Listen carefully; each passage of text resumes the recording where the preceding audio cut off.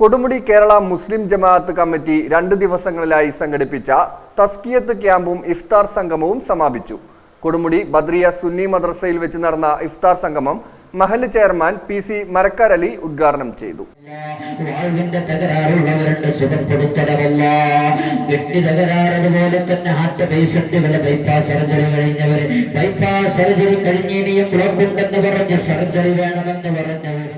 കൊടുമുടി കേരള മുസ്ലിം ജമാഅത്ത് കമ്മിറ്റി സംഘടിപ്പിച്ച തസ്കിയത്ത് ക്യാമ്പും ഇഫ്താർ സംഗമവും സമാപിച്ചു.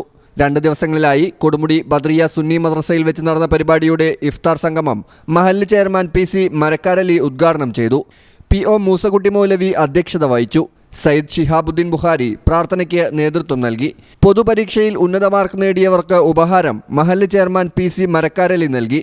വിവിധ സെക്ഷനുകളിലായി സാദിഖ് ഹസനി പാഴൂർ, നജീബ് സക്കാഫി പാണ്ഡ്യശാല, മഹല്ല് സെക്രട്ടറി P മരക്കാരലി, മഹല്ല് ട്രഷറർ P രായിൻകുട്ടി, മഹല്ല് ഉപാധ്യക്ഷൻ P Ahammed, POC Ibrahim, PM Ibrahimkutty master, PK Ashraf Ali Saqafi, KT Moideenkutty, V Muneer Adani, PT Abdul Basheer, T Nooruddeen Baqavi, N Haidar Ali, PM Abdussamad, KT Siddique, NK Abdul Azeez, PT Afsal എന്നിവർ സംസാരിച്ചു. News bureau, Valanchery.